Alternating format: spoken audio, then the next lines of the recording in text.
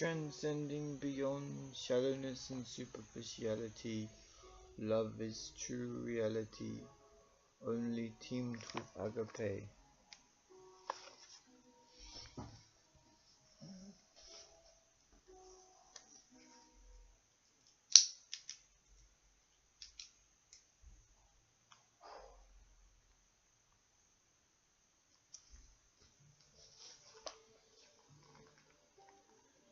Despite my current set of circumstances, I know you are able to make something beautiful out of my life, and use me so the world might know of your glory through me. Nothing is impossible for you to achieve. We can get to golden streets if we only believe. I'm sorry, Lord, for not taking you seriously enough when you tell me to avoid something, because you know it will cause me harm, damaging my spiritual integrity. I have been wandering in the wilderness for far too long. I have pushed you into the background and not prioritized spending time with you over everything else that's important in my life. I claim to have substance, yet prove myself shallow, realizing I am treading on hallowed ground. It wasn't by accident that I discovered you, it was your divine guidance leading me back to yourself. I don't have to rot slowly, dying in the prison cell of hopelessness 1 minute longer. Some people don't know how good they've got it until they find themselves walking on the outside of your will. Then they truly know what loneliness feels like when you remove your presence and stop pleading with them to turn their heels right back around towards the cross. Do a complete 180, return to my soul's greatest lover, the maker of the universe, whose love is like no other. To discover him is to know the reality of his essence, which essentially is the only truth that ever will prevail over the lies we tell about ourselves and others to their face. And when only our Lord above is listening to us, he doesn't need special cameras to pick up our voices. He doesn't need me to use cloak and dagger techniques to read our thoughts or pick up on every word we speak, no matter how garbled or muted our speech is. Even the softest, most breath-like whisper doesn't escape the reach of his spectacular hearing ability. I don't always know if I'm making the right or wrong choice. It may not be quite as clear-cut as it might appear a little further down the road when I've gained some significant amounts of clarity and perspective. Right now I'm none too sure if I should endure with this friendship when it's become mature. I know it's not me but you, Lord, that carries the world on your revolving shoulders. It's awesomely brain-boggling how you manage to simultaneously be absolutely everywhere at once. I know I should be sitting in the corner with that dunce cap pulled low over my eyeballs, because I feel like an idiot, losing the plot, running out of patience, wishing I wasn't even alive and breathing anymore. Lord, take away these suicidal tendencies. I once foolishly considered myself too chicken to follow everyone. Maybe I'm too brave instead to give up on life. Not taking the coward's way out, but accepting responsibility for my own actions. Not seeking my satisfaction outside of my relationship with you. Jesus, you're my consuming passion, looming ever closer to your arms. Flowers are blooming whenever their petals and stalks reach out and touch you. The whole world longs to hear your sound, inhale your scent, see your face, taste your honesty. In their hungry hearts you appeal to that part of our nature that longs for better versions of ourselves to exist somewhere out there, not too far, hidden right under our noses, not circumnavigating the solar system, drifting far among the glittering stars, dead by the time we see them, yet none less dazzling to me after being in possession of that knowledge. A college education may buy me friends, yet never lasting happiness. I know I'm throwing away a golden opportunity of a lifetime, but since when was the chance to showcase my skills a lifeline? When I'm drowning in the misery of lost love, what have I got to show for all this poured out pain, this joy found on Calvary's hill, other than storing up heavenly treasure? Though I may be green in the gills, there's nothing sick or vacuous about the love I feel for you. That passion you prove to me by your abiding presence in my being. If my remains were mummified, should I plummet into a deep pit of regret? If I regress into moral decay, how can I possibly call it progress? Some might pray away their sicknesses, others may be forced to live with them every day for the rest of their lives. It doesn't make them any less faithful servants of Christ. It doesn't always mean they're hiding secret acts of disobedience in pockets of their lives like a koala does the gum leaf stuffed into its cheeks for later serving to its dear cubs. I look at the farmland, see all the beautiful cows and horses. Think, what if I should live a peaceful, secluded monastic life like this? If I could but convince a lovely lady to take up residence in a sweet chalet with me, built entirely out of jars made from moon honey. Until that day comes and beyond, Lord, I remain your bride, walking by your side through all these days and nights. I have no contingency plan, knowing the thought of your faithfulness lingers long beyond the last resort I could possibly consider being an option, never forsaken by your all-seeing eyes. Sometimes I'm friendly, yet other times I'm rude, retiring early, too scared of confrontation to bother going too deep into the catacombs of a conversation with someone outside my immediate family, knowing how quickly words can be used to help and wound. Make mine like bandages and soothing salve, Lord, like a massage or stitch thread for the bleeding agony-filled head. Let this world be flooded with your joy. Let there be uncontrollable breakouts of laughter and mirth in the workplace. Wherever there are humans breathing, I know you are able to keep all my matters private and confidential. Your word is such a significant part of my life now that I can't lay my skull down on the pillow without oozing stomach butterflies, rushing out with breath, boiling to bits for all you allowed me to accomplish, all you permitted to take place. Those friends you have caused to intersect with my own chosen path. I'm not flustered by the prospects of what the future holds. I know there are people who'd like to assassinate me just because I refuse to cooperate with the usual human mold. Can we get a clear-cut alternative to the filthy, misguided options presented to us as a juxtaposition to true fellowship with the King of Saints who lives and moves in me? There is no distance I can travel to escape your reach. Though I try to push you away, you insist on sticking like glue to me. I love it when you help to improve my memory. I groove to the rhythm of your heartbeat, moving my fate, chasing my distant destiny. What is your stipulation of me, that I capitulate to any orders outside those of non-God's law, contradicting government's employees and the strict instructions of my own family? Be careful, all your speech is pure. Why do these sour chews feel like a swordfish, but surely severing my weather-beaten rolling tongue? When I am a centenarian, will they still be issuing letters from whatever monarch is on the throne of our great land? I found it kind of insulting that she didn't want an unplanned pregnancy resulting from our deep, intimate contact. But in hindsight, I am glad she was the strongest out of both of us, 'cause I know my will was far too weak. No one like her. I'd be the first to preach the virtues of chastity, and the error in judgment resulting from milking their cow for free instead of buying it. I haven't been able to have a romantic conversation with a woman face to face for a couple of years. I just wish I could kiss and cuddle her every day for the rest of my life. If only she didn't belong permanently to somebody else. Why does it always seem to be that way? I want to gobble up the food lying on some other dude's plate.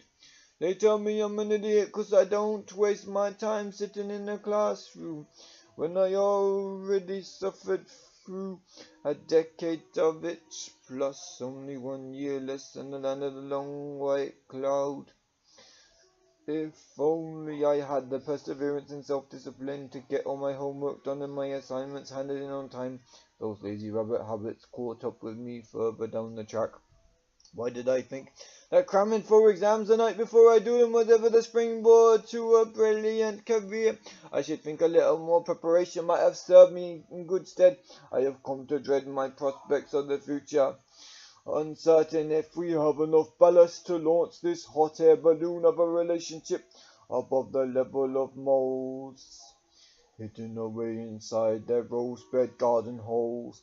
If we haven't managed to get you inside our hearts yet, then we haven't yet accomplished anything worth mentioning with our lives. We may invent a cure for those who are allergic to penicillin and accidentally swallow it or get it injected in their veins, but if we don't have His love guiding us in all our decision making, we may as well be dead for all the use we are to the world. Am I convincing anybody other than myself of more than the fact I lack conviction and break every rule or restriction I occasionally impose on myself? From your head to your toes, you are loved by Jesus. Most people wouldn't balk at that. Just when you expect them to do something about it, like completely surrender their life, that's when they develop a slightly queasy stomach when presented with the notion of religious tolerance. When God is using you to bring conviction through their eye windows and ear doors. The bone of my bones and flesh of my flesh was stressed out by all the conditions I imposed upon whether or not I would keep her heart intact, instead of tearing it apart with my bare brutalized knuckles. There is nothing hidden that needs to be revealed to anyone besides the eyes of heaven in this sentence. Without someone to love, my life makes no sense. I don't even know why I bother to continue breathing. Maybe because I see what joy babies bring to my homeboys and homegirls when they have babies of their own. I'm glad God or humans didn't ever successfully manage or desire to develop a clone of me. I don't know how I would handle it, thinking about another me running around in the world, wondering whether he would be more successful with the ladies than me, or perhaps they might be a female variant, similar in all but gender. Everything potentially has the ability to offend or shock somebody, even an actor as innocuous as a rescheduled program appearing in the television guide that was much loved by the vast majority of nutcases who haven't got anything more worthwhile to do with their lives than to let their eyes become gradually zombified as their brains become drained by the pleasure and the pain flashing before their vision on their liquid crystal display. Don't taunt me, 'cause I'm haunted by the memories of all the chances I had to live out a loving relationship with a woman who once cared about me and blew that future we were once destined to share up in smoke with a torpedo of indecisiveness, treating our relationship like a joke. She had a legitimate reason to wish me choking on my own vomit. Not the next one who came along who couldn't even be bothered coming up my driveway, yet she still deludes herself and feels she owns me. You can't get your name mentioned on the radio every day. Your ego may just swell your head, pumping in it's so full of hot air and false flattery that it's bigger than Jupiter. I hate the fact my mouth ever brought any woman teardrops of sadness trickling down her finely toned cheekbones. This packet of lollies was over too soon, just like our relationship. It jumped on a rocket to the moon, crossed its arms, and decided never to swoon over the hip like some me again. Why do we treat love just like a commodity? Trading that gorgeous diamond of a female in for a younger, more freshly cut model citizen of heaven. Beautiful to behold, yet what about when trouble comes? Can you still love her through those moments when either one of you wants to act like a monster and you don't know how to handle each other? Will you stall the engine, stop the car, hop out, take a stroll, calm your head down, breathe a little steam out your ears and nostrils, taste that dragon into the midst, let the Saviour smash it into smithereens. In the cold and dark we're blind and shivering, quivering with chattering teeth, all 'cause of the quibbles that bug our minds. We can counter cruelty with kindness when we encounter Jesus.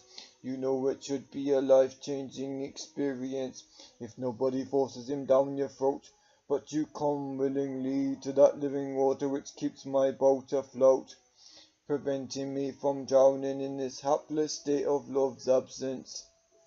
Reminding myself the presence of Jesus is abiding with me. If folk start deriding me like my faith is a joke, I let it slide, hold me deep.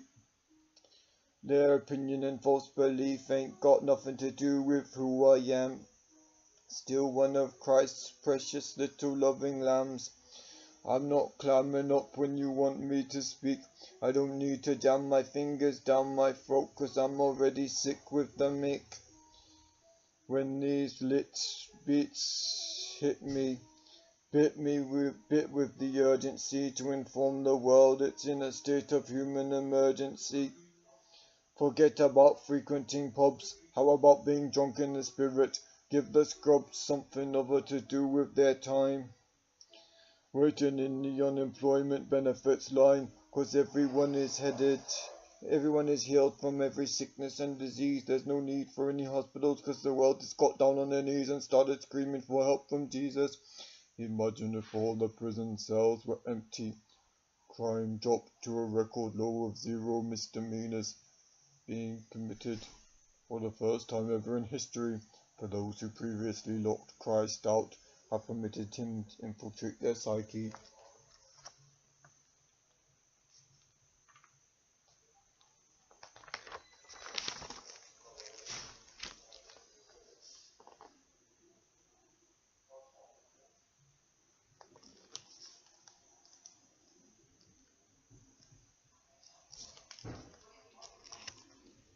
The marvelous thing about being moonstruck by the magical moment when moons make their matches. I want a woman who lived outside my computer screen. The most socializing I seem to do with the opposite sex appears to be exclusively restricted to those interactions which take place over the counter, playing the roles of service attendant and customer these days. I tried my best to make a good impression. I guess I scared her with my confidence. I don't know how she expected me to approach her, like a cockroach trembling in her presence, as if she was something or somebody holy. I guess you could say I don't value relationships enough. I am always trying to make something happen with girls who only want to be friends. I wish for the sake of all women on earth I was the only one who acts like this, so they have more of a chance to get away from people like me who disagree with their ideology. If they are the kind to subscribe to the theory that it should take ages for the two of us to become deeply intimate with each other, I guess I'm impatient with the process, engrossed in her eyes, pressing into her nose like a cold compress. She says you kiss just like a duck, you suck at it, quit giving me stress. I should bulldoze your brains and leave you stranded in the wilderness. Now I'm straining to find my next breath, constrained by the lack of restraint I've shown in the past. Now I'm a grown-up technically, but I still think like a kid sometimes. My soul still remains tied to all those beauties and cuties I have known in my life, those I have connected with emotionally. Busy dreaming, tears streaming, wishing they would wake up one day as my wife. Even after realizing all the hard work involved in holding down a relationship, it doesn't mean all my problems will be solved the second she decides to connect her heart with mine. To light that candle with both up 2 pairs of hands, to sip that first sparkling taste of couple wine, to be roped together symbolically representing our spirit connection, to jump on plates as our souls mates, spiritually entangling, not strangling each other, as we find ourselves being bound tighter, not constricted or restricted, not bothered by these necessary boundaries, but welcoming the sweet relief of rules and regulations governing our lives. It's really comforting knowing we have to check in with each other before making any major decisions concerning what we intend to do as a couple, getting around the dominance issue by taking turns, sticking to the Bible in regards to how we raised our kids, to know the Lord and nothing above all else. I know I thrive on wishful thinking, it keeps my ship from sinking. When I wonder how I'm ever going to be a good enough father to raise a kid based on my invisible income. Now things are finally starting to turn around for me. Perhaps I'm one stone closer to the gates of Paycheck City. I want to get there off my own back. be independent of government grants. I don't care what anyone says, I've still got admiration for those who choose to live completely by faith, because I know I can't be that chick or dude.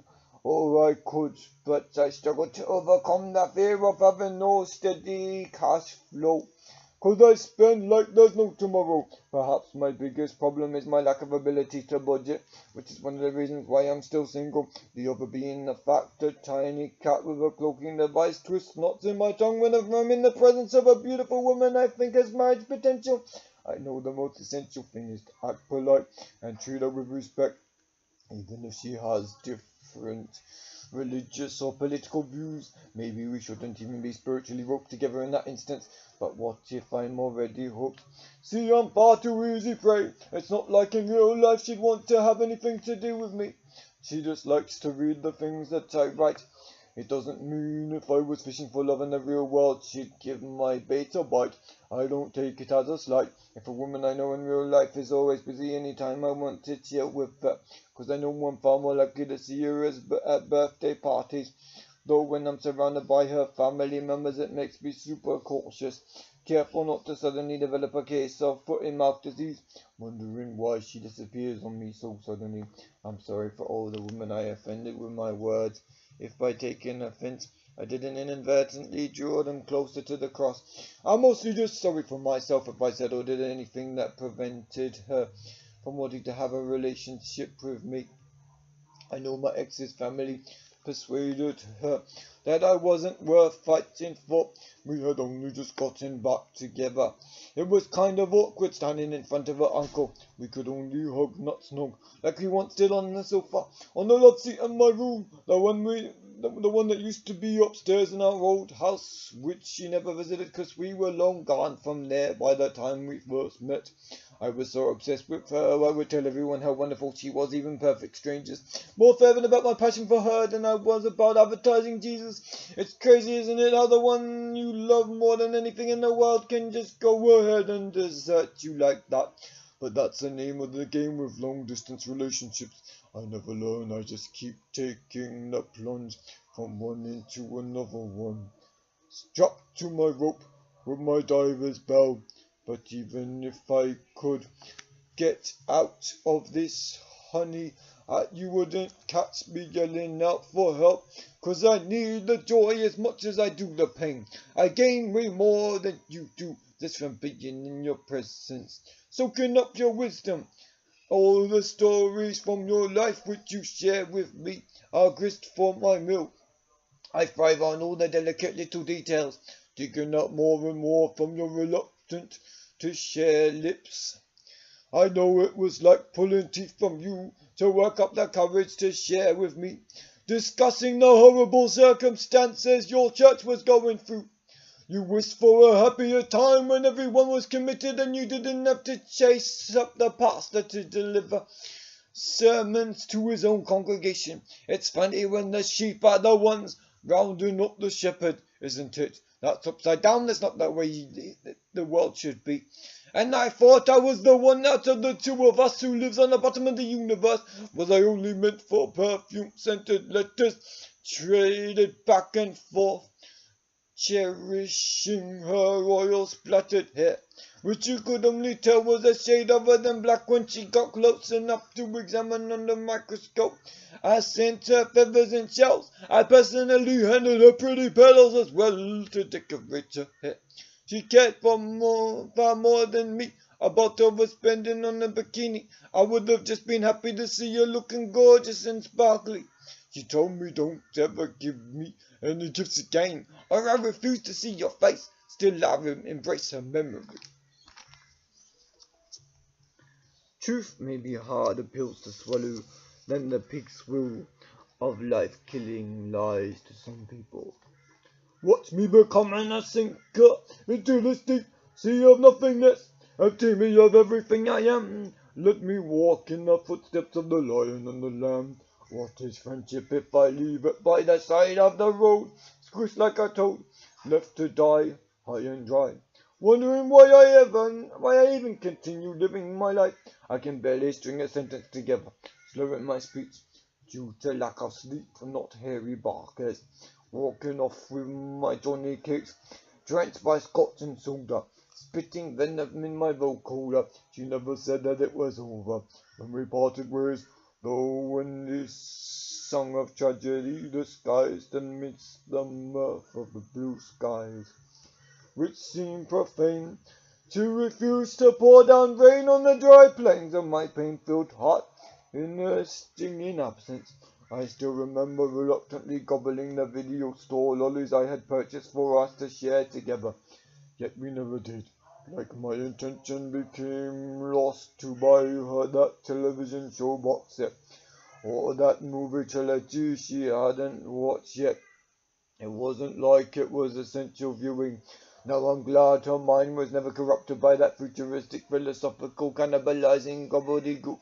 After the producers or directors endured the ordeal of one brother trying to know how he ought to change himself into a sister, he would have a better job transforming a rodent into a snail.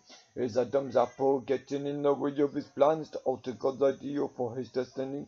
I choke on my tears contemplating eternity. How many sweet hearts did we pierce with our inquisitive natures?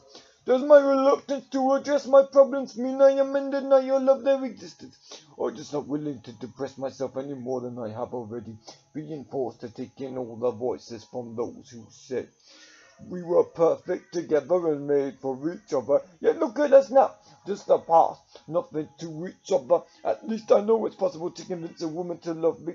I don't care what my so-called fiendish friend said. She wasn't lying when she taught me how to pass. It wasn't just sympathy that convinced her to swallow my boulder dash.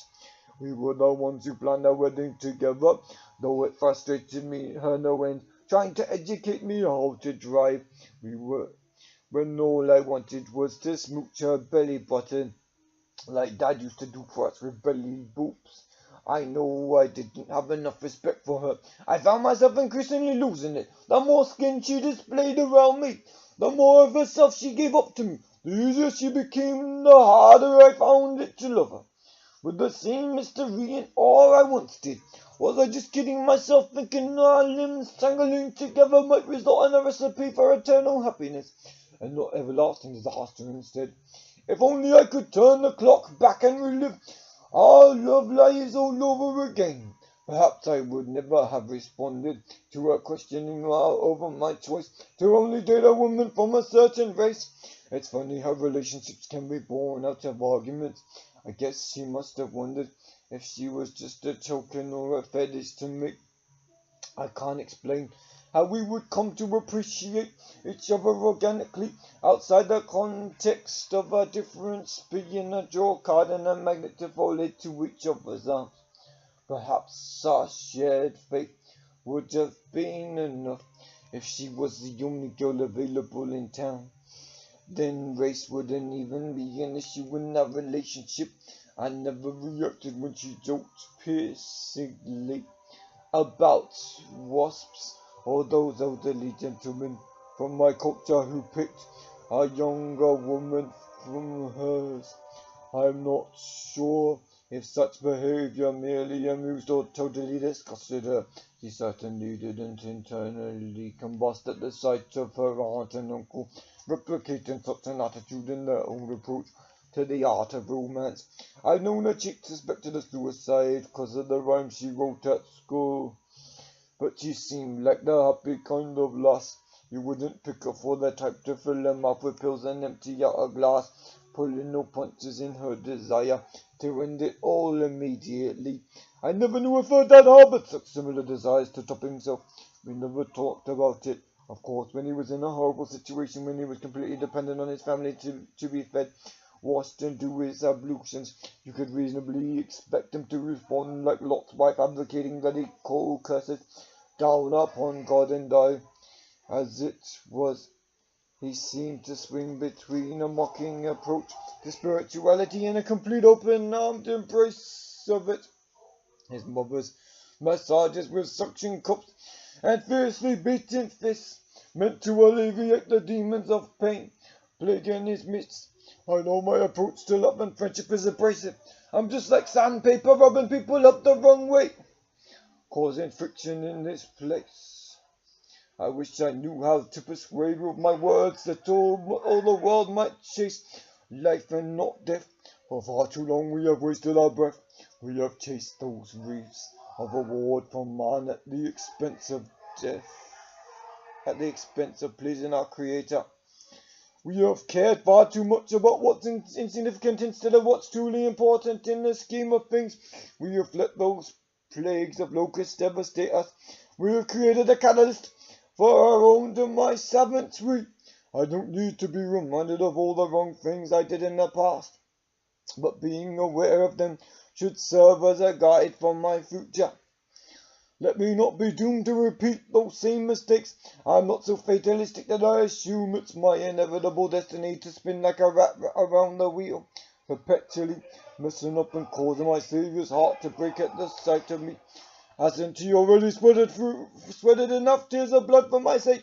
Let the horrid Babylon become drunk with the blood of the saints. Let us not paint ourselves into corners we can't get out of. Let me only do what pleases you, sweet Jesus. Now the season is turning on us. I'm searching for reasons to carry on breathing, with no woman appearing immediately on the horizon. But wait, don't you live to be the bride of Christ? They tell me, yes I do, but I still get lonely. Jesus, can you bless me with a woman? I know that plenty of work is required to keep that smile plastered on her face. And it's not necessarily about the amount of gifts I give her, but striking a balance between asking her questions, because I'm curious about her, and not stressing her out by interrogating her too much, not being controlling of her, just because I'm jealous of anyone that gets to keep her company besides me, even then, especially if they are family, or the fruit of our loins. For sure, I just want to be alone with her in the room when we have jumped that wedding broom. We're being bride and groom, chase away our gloom and doom, far from it, but together with glowing swords of God's truth, we will fight against that darkness together. Our battle will become easier if we do it united in the same spirit. The problem comes when we don't have our focus on God, when we display selfish hearts in regards to each other.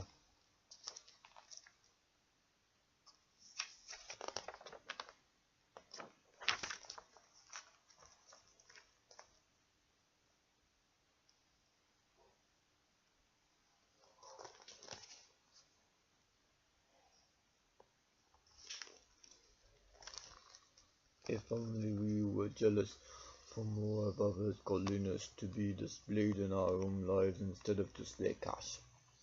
If society decriminalized my acting upon some of the more nefarious desires of my heart, God still wouldn't, 'cause he couldn't contradict himself.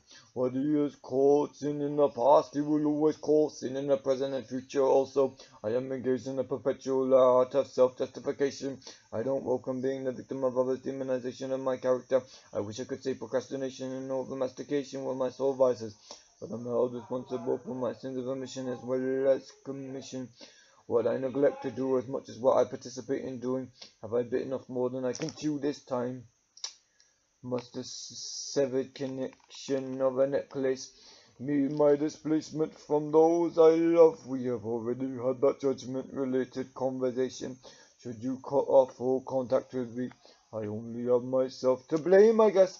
I'm done with allowing people to abuse and hate on me just because I don't fit the profile of their ideal candidacy for humans worthwhile hanging out with. Some may only see the potential for criminality in me, others will look beyond the horror story that is my actions and thoughts, sprayed into the atmosphere for all the world to see, to view the hurting little child within me, who just wants to be loved, who just needs to be cherished, like every other kid. I don't want my travel to be restricted, just because I'm a little more disinhibited than most. It's not like I take off my clothes in public in the middle of a traffic jam, cramming my fingers down my throat, slamming all doors on the possibility that you could ever credibly label me sane.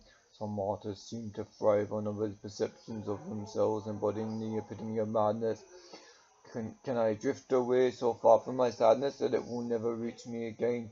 I just wanted to show love, treat these little girls like my sisters, be a big brother to them, possibly a father figure or a kindly uncle. I always try to prevent myself getting crushes on these prepubescent and adolescent girls.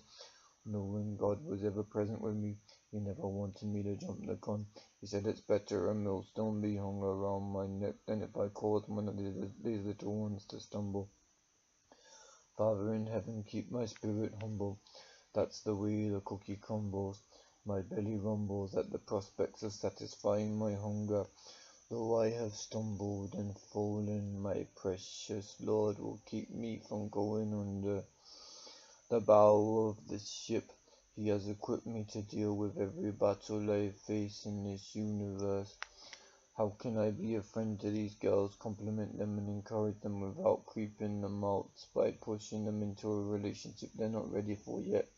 How can I live without bringing a ton of regrets, shaped bricks down upon my own head?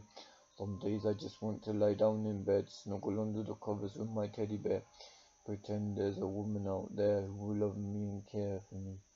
How many times do I have to allow myself to get hurt before I catch God's drift and take a hint?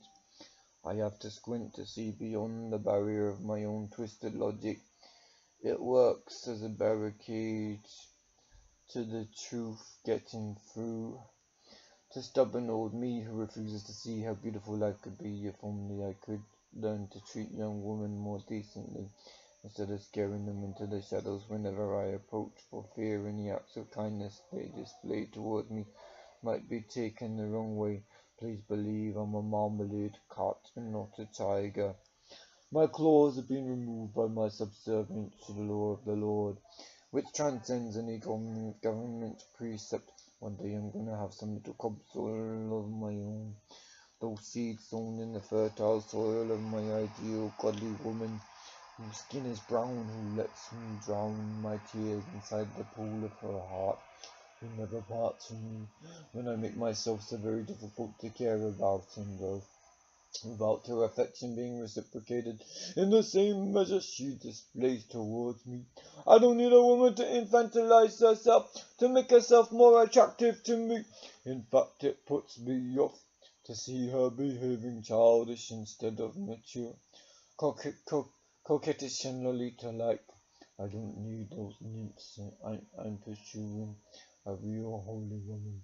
I know she exists outside my dreams. I've done this dance before. I found success rose up from the floor, flying through the ceiling, carried up in angel arms to be with you in paradise. I don't need no parachute when high I soar above these clouds. I'll go to where there is no need of sun and moon, and tears can't burst me like a pin pricking against a black balloon. I don't need anybody else to bring me down. I do a pretty good job of that myself.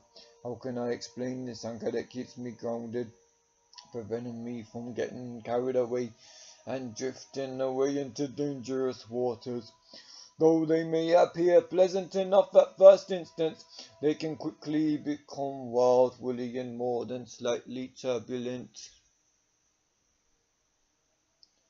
God in his providence has brought me to this place, given us a brand new reason to smile every single morning. Can your mind conceive on a world beyond your own, where there are no vicious rumors chasing you round every corner turn, when you can be friends with whoever you like, without people making snide remarks about you to your face or sniggering behind your back, coming under attack from cyberbullies, acting like a proxy form of concerned parents, protecting the victim, organizing a citizen's arrest, considering one particular soul more detestable than all the rest, despite the fact they've also got cockroaches crawling around inside their chest. I guess they never read that scripture about him or her who's in possession of a completely sinless existence, casting the first stone. But for the grace of God go I. Wish I could reach out and touch the sky, rip open the heavens and disappear through a hole in the atmosphere, into the stratosphere beyond this hemisphere. Well, I was engineered to embrace this wondrous moment. Yes, I am so left field, I've taken off and abandoned it completely, as so many fiendish so-called friends have done before. Yet the majority have stuck by me through thick and thin. God alone knows what goes on underneath my skin. All these thoughts circling round inside my mind like dodgem cars smacking into each other, like knuckles banging against stubborn skulls. How much damage do we have to cause each other before we wake up to our need for Jesus? How sweet is the heart that embraces all of us, that doesn't refrain from chasing after us. Though we be stubborn, though we close ourselves off from his entrance, still he has a way of entrancing us with his miraculous touch. If only I could see the nail scars in his forearms and feet, and where the spear did pierce his side, would I have seen the evidence of his healing power made manifest in my own life. So isn't that enough to capture my heart? Do you want to sleep with your teeth inside your mouth or out? Doubts in athleisure, fit as a fiddle, jogging up the mountainside every morning where you reside in your house amongst the hillocks, receiving a bollocking from the pillocks who are frolicking amongst the hollyhocks and dandelions. They won't recognize me in this neighborhood. The outfit I have selected shall suitably disguise me, so I won't be ratted on by those who chose to frown upon my every move. I'd rather forget about them existing and focus on the lovers instead. Those who build up the body of Christ instead of attempting to tear it down. Let your crown not be smashed by woe or piranhas of fear and God nibbling on your toes. I never chose to stick around your doorway for longer than I absolutely have to. I hate being ignored or treated with disdain.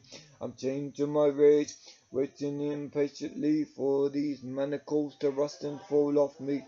Shake them loose with the steel slicing acid because of forgiveness. Let me be on a deserted island, completely cut off from the wicked man I once was, finding no cause worth fighting for in anything I do outside God's will. As long as my shackles become broken, I manufacture methods to bind myself back up in them again. Is this truly what liberty looks like, when there seems to be no life beyond the prison I once found so comforting? Despondency has become the duplicated nature of myself. Let blood not stain my ill-gained pelt. Some may be stealth operatives for the enemy, meddling with our spiritual health. The truest kind of wealth is immaterial, quite ephemeral and ethereal, not plausibly interfered with or subverted by the natural physical laws of this planet. In times of economic hardship, we find ourselves forced to tighten up our belts. In life, we have to play the hands that we were dealt. Not all pain can be seen or felt in a physical sense. In the heat of the sun I will melt, like wax crayons, snowmen or ice cream sculptures. Down at the cross in mourning for the despicable life I once led, I humbly knelt. When the one you love leaves you, sometimes the experience can be like a shadowy monster, dealing you emotional wealth. The loss of affection can tear down everything you've built, in terms of reputation, empires, and family extensions, crafted from the links of shared hearts.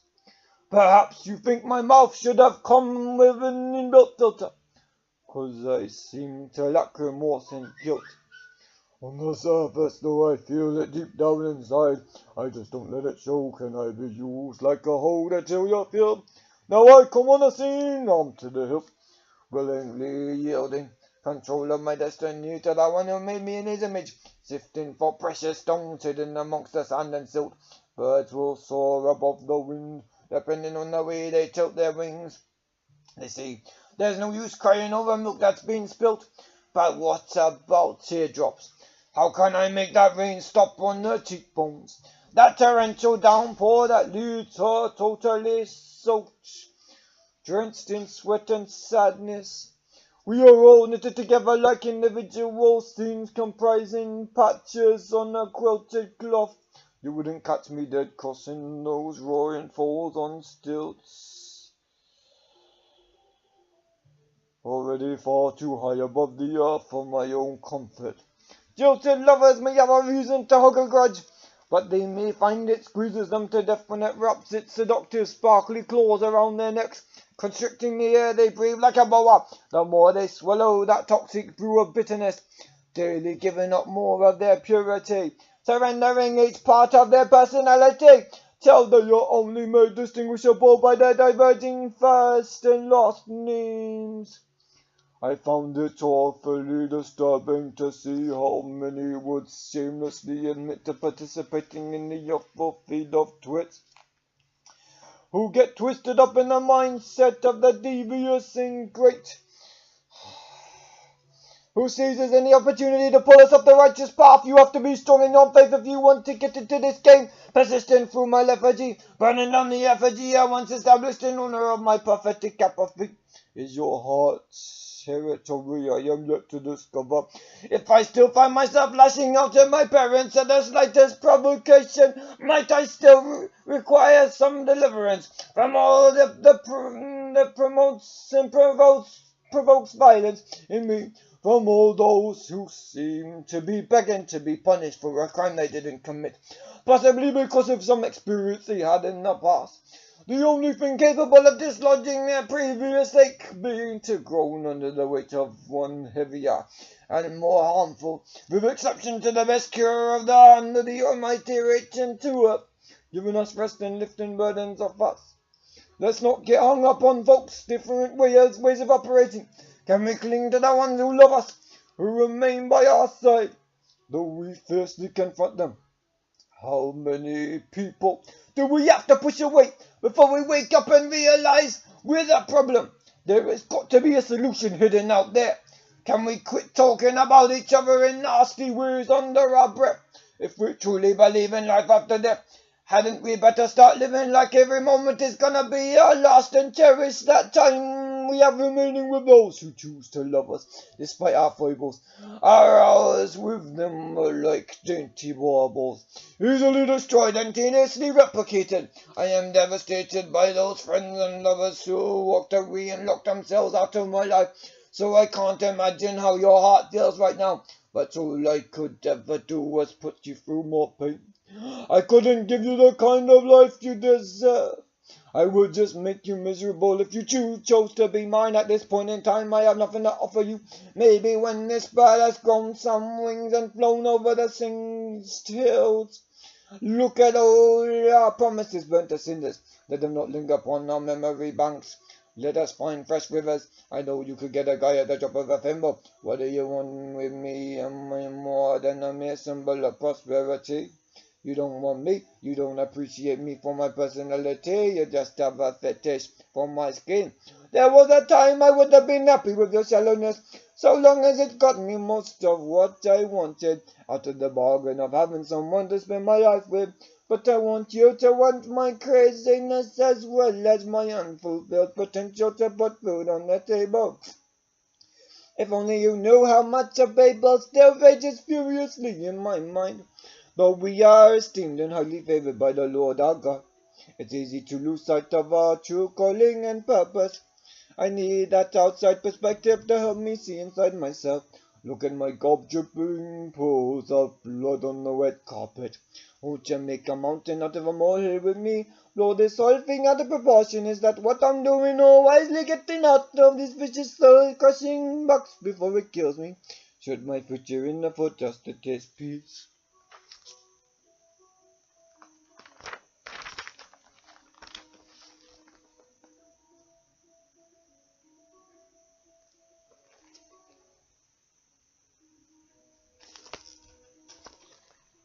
Boiled alive in hot oil, pancakes in lava sauce. I don't believe it does my soul any good embracing the insulting names that others call me. It's crazy how if someone mocks you enough, you start to take on board those nasty words as part of your character and personality. See, it isn't so. Don't let me get taken out like that. Another soldier in Christ's name for behaving badly. Took the goat out my mentality. Perhaps if I only saw the good in others and was a little stricter on myself, maybe I could avoid all this habitually falling into the same old traps. How do I change the pattern? How can I break the cycle? I didn't ask to be born into this family. I didn't know my dad was gonna be a preacher, teacher, or evangelist. I have tried my hand at all three. I can't even play a single chord on the guitar, yet alone make a tune out of it like he can. It sounds so much better and different when it's placed in his hands. He outshines me on the canvas, painting like a pro. I couldn't even succeed at giving a old lawn a mow. I just keep crashing into metal garbage bins. I'm the reason for that permanently nasty dent. Aren't you grateful that wasn't your head that got imprinted with the tire marks from the ride on? I couldn't navigate round corners. You needed to double back on yourself with a head trimmer anyway. You basically had to do the same job twice. You had the option of using a catcher and making your progress slow and sluggish. You are moving speedily along at a cracking pace, making life more of an obstacle for yourself by leaving behind in your wake a vast multitude of grass clippings to rake into a pile for later usage as mold spread throughout the beds of trees, floral and fruity. A feast for the possums, shade for the chooks, a suspicious locale for a disgusting dog to roll around in rotten poo of fish. I don't think that I could last all day, knowing what I do about the way a farm needs to be run. The skills I lack told me I'm better off being shot with a gun. Living my urban country life for someone far more qualified. Now I would buy a cow if we could find the space. Milk it every morning and once again gather my hen's eggs. I would ride my horse to school and canter home again when I'm done. Tied it up in a playground. Feed it sugar lumps and give it pat downs in a little and big lunch breaks. And such a buck a piece for everyone trying to skive a ride off me. I'd have a Shetland or a Clydesdale, a Great Dane or a brainy sperm whale. I wanted to buy the place next door before they sold up so I could dig out a pool. Then we could grow our very own fish farm. That would have been really cool. We could invite school children to come around and have a go at piercing hooks with worms. I know the way my mind works in me. Sometimes appearing, chancing on merely make those I care about squirm. Wanting to wriggle their way out of conversation with me, extricate themselves immediately. I like to put a name to her face. I like to find a chick to embrace. I know I could at the click of a button, but she might be a rack of lamb just up like mutton. Unless her inside's much or outside, I'm just not interested. Unless she loves Jesus. The holy girls always win my heart, no contest. I make a step closer to coming out of my shell.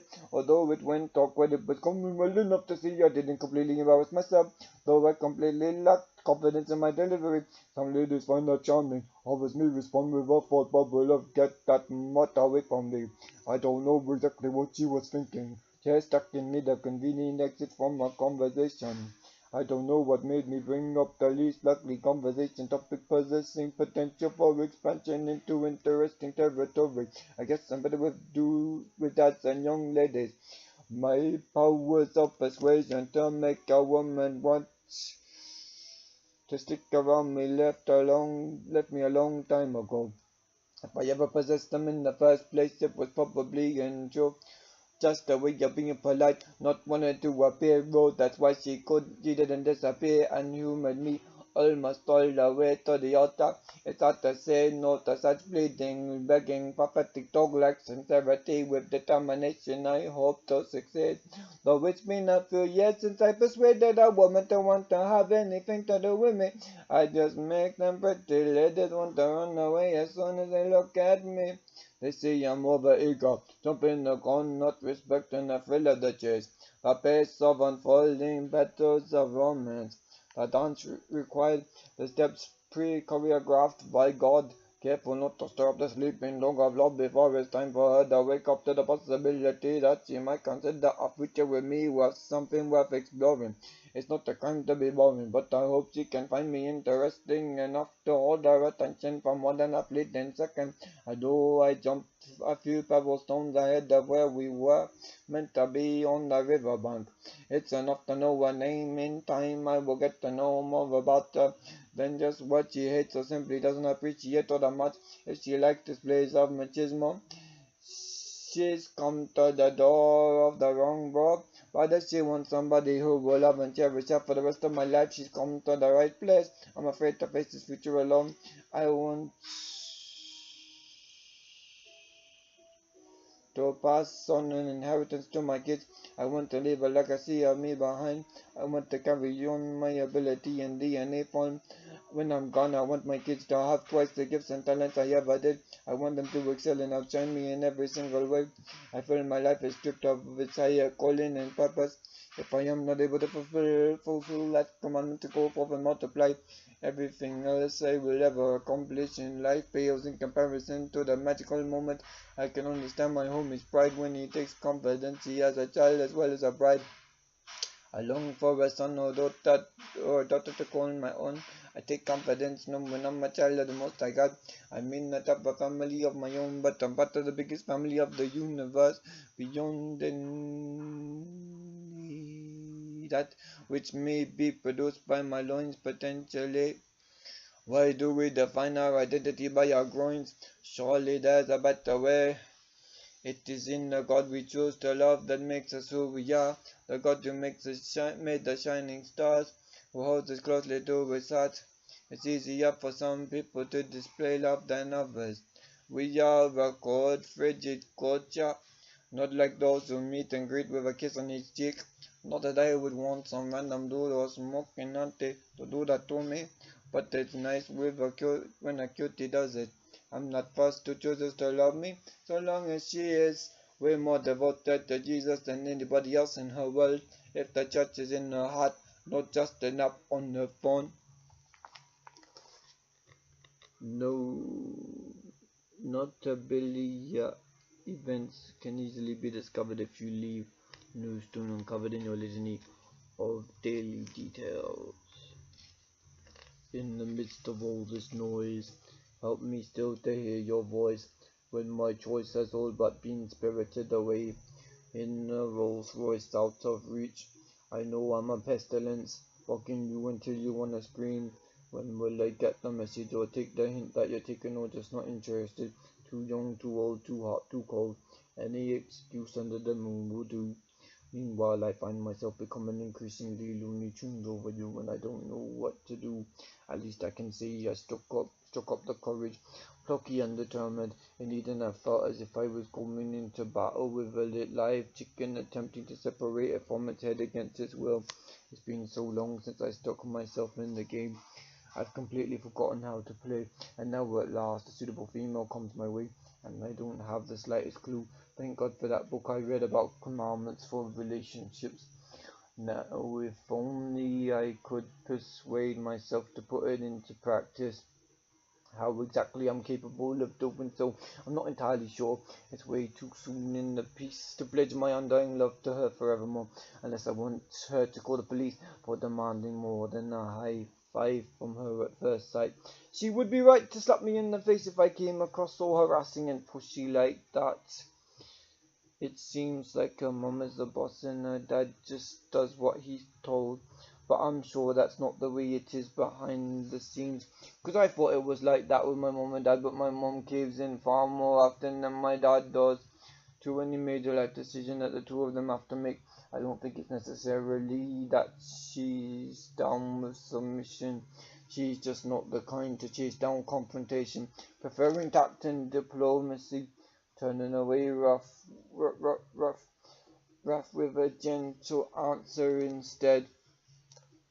Don't think that I'm the kind of dude who likes to kiss and tell. I bid farewell and say good riddance under my breath to the gangster and player-like versions of myself that once existed. I called upon the Lion of Zion and he blew them away with a holy twister. I hope she never sees the two of us as brother and sister alone, or locks me permanently in the friend zone, because once you enter that place, it's impossible to get out of it. Disbelieve me at your peril. I've tried in previous companionships, and there is just never a good time to transition from let's split a ship to let's make complete couple style earthquakes in the sanctity of wedlock bliss. Puzzled as to how exactly we come to that bridge, yet alone cross it. I've been waiting all service long for the chance to talk to you. I struggle to resist the urge to splurge out with all my multitude of alphabet soup. You can probably catch me gushing sweet nothings your way. One of these days you will find me at a loose end, and will you still want to be my friend then when I act like a pig let loose from its pen? Neither of us willing to divulge the details of our musical meanderings, keeping it vague and safe, not wanting to offend the other one. I'm sure you didn't cave if I was impressed. It's just that there's so many items to be addressed. It's hard to just pick one of your personal favorites. It's like a woman who has many babies or dresses, trying to say that one is superior to all the rest. I'm sure there are a few discs you would shove to the back of your mind, allowing them to gather dust, not necessarily ashamed of them, just only good for a couple of spins. Then you may as well toss them in the bin for all the future use you may get out of them. But you should label all your music by mood. So when you have a cloud of gloom and doom hanging over you, you have a happy tune to chase away your blues. Or an equally miserable one to remind you that you're not fighting all alone, as long as there's some hope and light amidst the darkness, pointed to a way you can avoid succumbing to those suicidal intentions, leaving you cold and numb to the pain circulating round your brain. I don't know how I'm going to convince you I'm not a certified passenger on the crazy train. We can make daisy chains. Can you dig my lazy bones? Would you ever take them home to call your own? Why is it I can prove myself capable of exercising self-control when I'm sitting behind you in my pew? Yet when I am all alone by myself with only God watching, I find my mind start drifting in some dirty directions, and I truly need His correction to bring me back to the right path. Why is the fight so much harder when there's not other human eyes looking on? Could you be the sultana in my cornflakes? I am wide awake and waiting for you to call me your boo. Now who are you? I'd truly love to get to know you, do anything to show you affection, make a love connection. You're just about as perfect as any earth woman gets. Can we live our life with only happy memories and no regrets? I wish that I could persuade you to make me your groom. You must be thinking that I had spent all night smoking mushrooms. Would you be willing to make a little room for me in your heart? You didn't throw darts in my face, or hot coffee like my mama did my dad when he dared her to. So that's a good sign, isn't it? If we weren't in church, what would you do?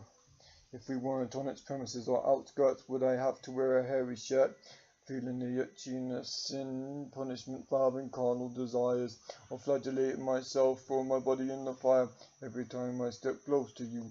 It shouldn't be a problem that I'm just peeping you in my peripheral vision, not having a Copland nerve to get my tongue, lips and teeth operating, forming speech bubbles around you at long last. I think we had a blast. I raise a glass to my success. Now if I can just get through the rest of my life without making a clown out of myself around you. I think that there's a gold mine in your eyes. If only I could explore your more intelligent side instead of just educating myself on the beautiful image I've got carved into my mind of your kind looking face and twinkling eyes. I ain't gonna give you your folks excuses to run me out of town with shotguns. They don't need to chase me with their burning pitchforks just yet. I'm not a monstrous creation assembled in the lab, though sometimes I am convinced I am. Still, like you, I'm a child of the Most High God, who loves us even when we bury our heads deeper in the sinking sand. I puzzle over the conundrum. Could I be the kind of hick you pick to stick with you and hold your hair when you need to be sick in the toilet bowl? Feels so good to have a say so, and to know that I've got a chance to deeper acquaint myself with this picture of beauty. Still waiting for our first dance. Look at my wallflower calling yodels after you. Know this road is long and hard, but I'm persuaded it's worth it too, if we can stroll along it together arm in arm. Peace out.